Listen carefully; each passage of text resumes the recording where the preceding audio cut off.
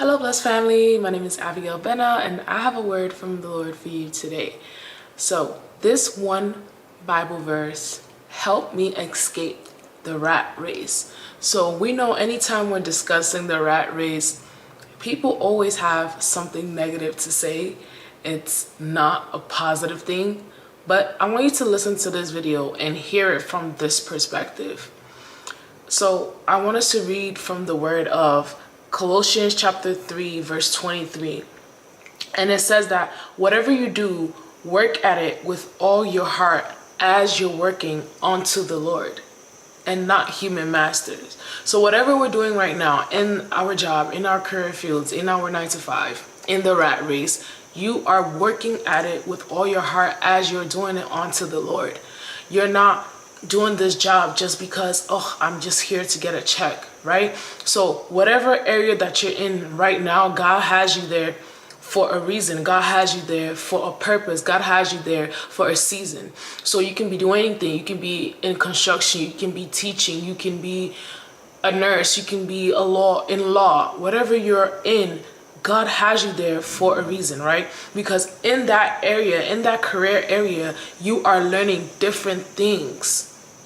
You are learning teamwork. You are learning how to be a team player. You are learning how to build your confidence, how to speak properly. You are learning how to serve, how to be respectful, how to talk to different people from all different backgrounds, right? So we should never look at our place of work as a burden, right? We should work at it. The Lord says that He wants us to work at it with all our hearts. He wants us to work at it as we are working for Him. So if you are a teacher and you are responsible for teaching these kids, you are a part of their future. You are teaching them something that is going to be beneficial to their future. You are contributing to that. You know, there are certain celebrities, they grow up and they say, yeah, I had this one teacher in kindergarten, or I had this one teacher in high school who really motivated me, right? So you can be that agent of change in their lives. So don't look at your job as just another Monday, just another check I'm just going to go collect, because that's going to show in your work. There has been times where it's past 5, but I stay to make sure everything is in order, right? Because I know that I'm serving people and I want the best for these individuals, even though I don't know them from anywhere, right? So we must work at it as we are working unto the Lord.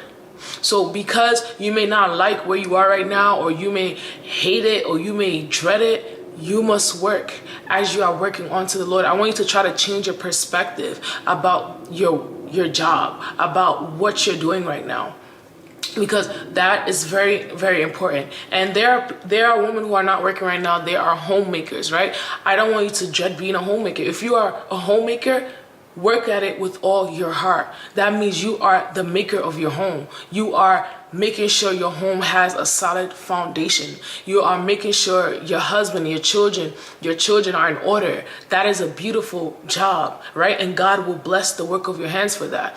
Anything that you're doing, God will bless the work of your hands for it, right? Because that is what He has called us to do. And then there's another verse that we can look at, which is in 2 Thessalonians verses 3 verse 20. It says, if anyone is not willing to work, they shall not eat. So we live in a world where we have to work. We have to work. We have to do what we have to do. We have bills to pay, right? Because God is not going to come down from heaven and give us $10 million. You know, He's not a genie. He's not a magician. He's not going to do that, right? He says that He will bless the work of our hands, right? So you must find something to do that you know that God has called you to, that you know that you're passionate about, that you know you can impact lives, and then God will bless it. But don't dread going to something each and every day and expect God to bless it. No. If you're not passionate about teaching children, then don't do it. Because God is not going to bless it if you're dreading doing it every single day. Because listen, we think that God, just because we don't see God, He doesn't see us. God is omnipresent. So that means He sees us. He sees us. He sees how we act. He sees how we think. He sees how we move. He created us, right? So I want you to change your mindset, especially as we're going into a new year. Change your mindset about what you do. Change your mindset about it. I want you to walk in there with a positive mindset that, God, I am doing this job with your grace. I am doing this job with your favor. I am working in decency. I am working in excellence, and I'm working in order. I'm following the protocols of my job. I'm not cutting corners. Why? Because I know, Lord, I'm serving not only these people that I don't know, but I'm also serving you. So service is not just you just going into church and just, handing out the envelopes and being a deacon or a deaconess or whatever. No, it's more that you can also serve in your job, because in your job, you can also preach the gospel to other people. I have done that. I have talked to people about Christ and my relationship and how they can develop a relationship and how they can grow in their journey, right? Because that is what God has called us to do. So in this time, in this season, I want you to remember that yes, working is a blessing. There are people who wish they can work, but they can't, right? So if you have the ability to work, it is a blessing. It is a blessing. And if God has blessed you with something, I want you to be grateful. I want you to be thankful, because there are people who are praying to even be in your position right now.